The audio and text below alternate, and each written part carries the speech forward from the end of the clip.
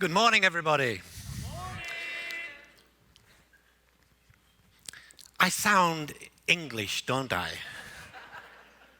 The truth is, I'm also an American citizen.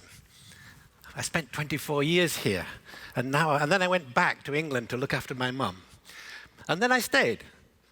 And the last time I was here at Conscious Capitalism was 5 years ago. So it's a great pleasure for me to be here today. First thing I'm going to talk about is my latest book, Everything I've Learned About Values. The last 25 years I've been thinking about values non-stop. And what I'm going to really tell you about in this book is the importance of our personal values, the importance of values in our organizational lives, and the importance of values in our societal lives. And I'm going to touch on all of those in the next 10 minutes. So the question is, what are values? I believe that the energetic drivers of our aspirations and intentions. When you talk to somebody about your values, the energy in the conversation changes. It goes up a notch. And suddenly you've found your best friend because you're sharing some intimate stuff, the things that make you tick. So why are values important? The decisions we make are a reflection of our values.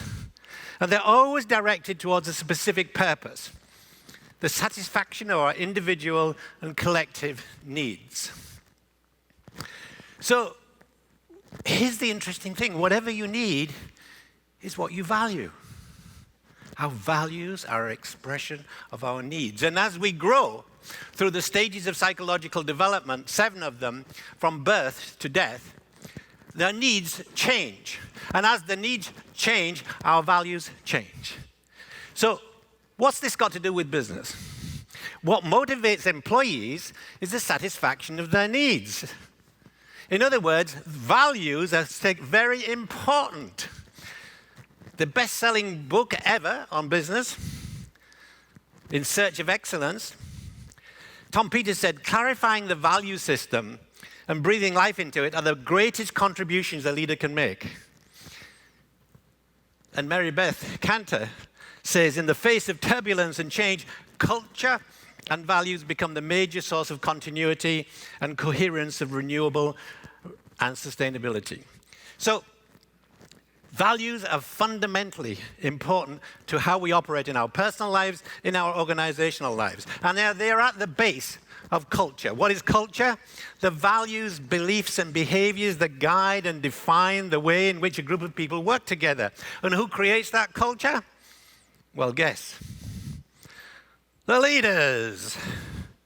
And if you want to change the culture, what do you have to do? Either the leaders must change or you've got to change the leaders. Okay, it's like obvious. It's like business 101, okay. Change the leaders. So cultural capital actually has become the new frontier of competitive advantage. Incidentally, I was saying that 20 years ago. It's still a new frontier. It's taking a while to sink in. Only 12% of leaders believe their organizations are excellent at effectively driving and desired culture. Only 5% of leaders said their own corporate culture was exactly where it needed to be. Only 28% report they understand their organizational culture. Wow, well, look at yourself, because your culture is a reflection of who you are. So how do you build cultural capital? By measuring your culture and mapping the values of your organization year by year. It's like an essential dashboard is to map the values of your organization every year to see what is happening. What is the current culture looking like, and what is the desired culture looking like? And if you want to find out how to do that, well, I've written 12 books, but this is the best one on. Everybody talks about their books, excuse me, but there you go. And right at the center of conscious capitalism is values, I believe. I mean, it's at the core of the 4 pillars.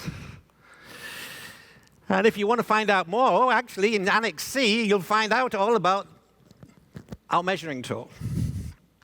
I'm not going to go over the model too much. The 7 levels of consciousness model, built on Maslow, extended.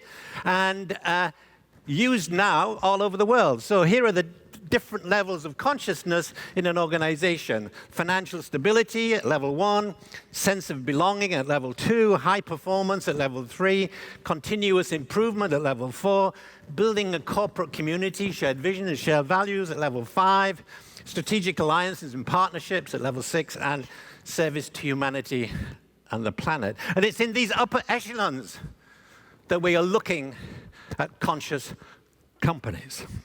Most companies we measure operate at the lower level. They haven't yet graduated to the upper levels of consciousness. So we've mapped the values of over 7,500 organizations, nearly 5,000 leaders, and 27 nations, all in the last 20 years. So recently, we mapped the values of humanity. We have a free assessment, the valuescenter.com/PVA, personal values assessment. And 500,000 people have done that in the last 3 years. And so I've been able to figure out what are the values of humanity. Want to know? Yes. Okay, you're going to get it. Here they come. All right, one after the other. Number top 1, family. Number 2, and as you see they come to the levels of consciousness that they operate from. Okay, caring, respect, friendship, trust. Did you see what happened? We filled in at the second level. That's the level of relationships first. And now we're moving to internal cohesion. Isn't that amazing? It is truly amazing. Look at that. First, we focus on safety, security, looking after ourselves. Then we focused on social cohesion and self-expression. That's all at the level of internal cohesion. Finally, continuous learning. We want to grow and develop. Everybody wants to grow and develop. So 5 of the top values are about how we relate to the people in our lives. And 4 of the top values relate to how we relate to ourselves. Humor and fun, enthusiasm, commitment, etc.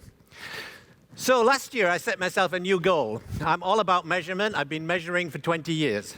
And so I decided to map the consciousness of nations. I mapped the values of 145 nations, okay? And would you like to know the top conscious nations? Yeah. Would you like to know where the USA is?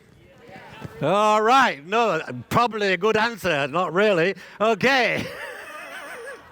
Finland, Norway, Denmark, Switzerland, Sweden. Okay, notice the top 6, 5 of them are Scandinavian nations. There's a reason for that. I don't have time to explain it because they only gave me 10 minutes. All right. New Zealand, Canada, your neighbor. And what's next? Australia and Luxembourg. So these top conscious nations correlate with the happiest nations. Here's the correlation between the happiness index and my global consciousness index. Lovely straight line. I like that. And here are the top happy nations and the top conscious nations. They're the same, except for one exception. Netherlands and Luxembourg. So there's a strong correlation between happiness and consciousness. So, what about the USA? Overall ranking in the world, 17.